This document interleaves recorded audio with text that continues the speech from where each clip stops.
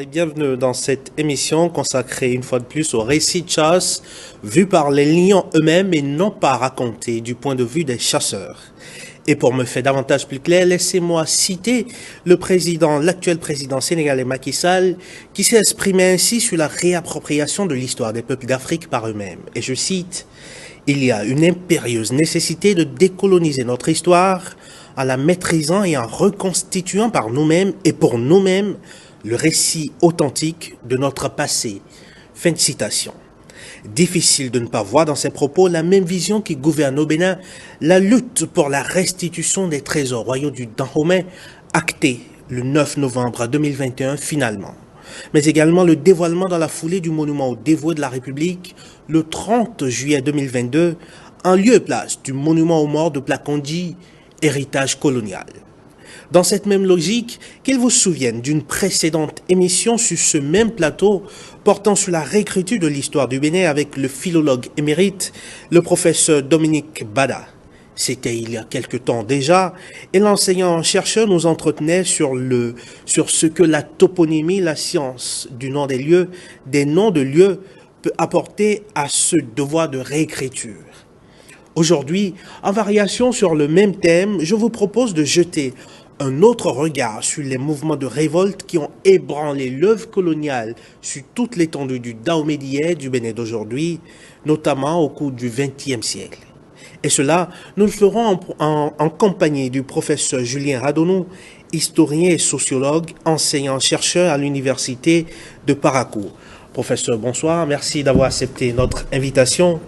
Vous êtes maître de conférence des universités du CAMES et membre de la commission chargée de la réécriture de l'histoire du Bénin en l'ensemble, l'Académie nationale des sciences et lettres du Bénin. C'est bien cela? C'est bien cela. Et pour être tout à fait honnête et pour rendre à César ce qui est à César, c'est justement cette commission qui est à l'initiative de cette émission.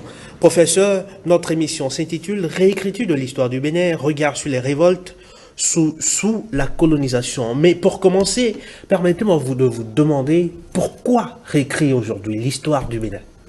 Merci beaucoup, monsieur Nicanor Kovi. Pourquoi réécrire l'histoire du Bénin? Je m'en vais dire tout de suite que le plus important ouvrage sur l'histoire du Bénin, duquel on tire les informations pour les manuels scolaires et les fiches d'inscription ou d'autres documents pour enseigner dans les écoles et dans les universités, est intitulé « La République populaire du Bénin, des origines dahoméennes à nos jours ». C'est un document écrit par Robert Cornevin et publié en 1981. Ce nom n'est pas béninois. Cornevin, c'est qui?